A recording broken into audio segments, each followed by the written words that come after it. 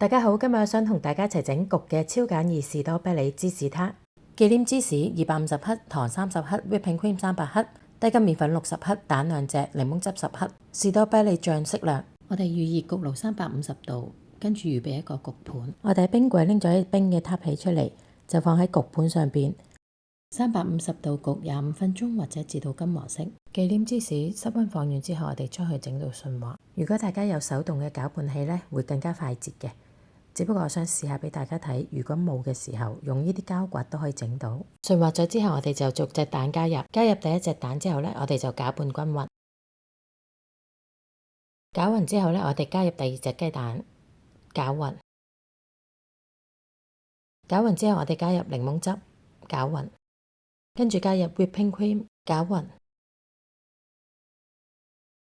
隔西加入低筋麵粉，攪勻。攪拌之後仍然會有好多粒粒，唔緊要嘅，我哋會隔西3次，直至到順滑。第一次隔西，第二次隔西，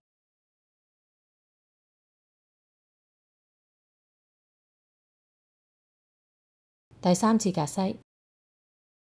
完全順滑之後呢，倒入去量杯，方便等陣呢倒入去撻皮入邊，放一旁備用。將焗好嘅撻皮放喺放涼架上面放涼備用。預備一個大嘅焗盤，放入焗蛋糕嘅紙啦，將放涼咗嘅撻皮呢放入去，將芝士糊慢慢倒入去撻皮入邊，先倒少少，撥少少士多啤梨果醬喺中間，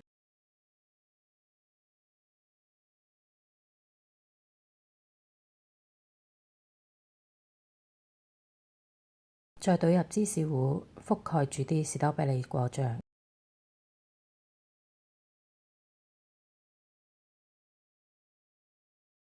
倒至90%滿就得㗎喇。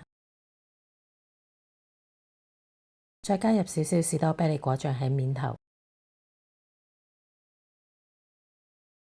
我哋用支牙籤輕輕喺面上邊畫下去，令到佢畫出啲花紋。跟住就可以放入焗爐350度焗15分鐘。15分鐘後搞掂啦。每個芝士撻都係脹卜卜，拎出嚟放喺放涼架放涼，可以熱食或者雪凍佢嚟食。超簡易士多啤梨芝士撻。希望大家鍾意食啦！如果大家鍾意我呢條片，希望大家 like 下，撳下鐘仔，分享一下啦！我哋將個士多啤梨芝士撻呢對半切開，咁呢入面呢有啲士多啤梨果醬，好好食㗎！今次想同大家分享一個快速整工整嘅撻皮方法。我哋拎起30克嘅皮，搓完佢，撳扁，放入模具，跟住用2隻手指公推開佢，推高過個模具。跟住壓返好佢之後，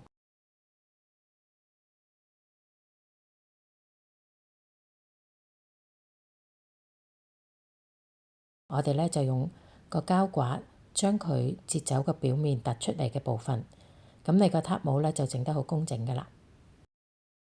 跟住用叉吉窿啦，之後呢我哋呢用呢啲焗蛋糕嘅紙隔住佢，一個一個咁隔開。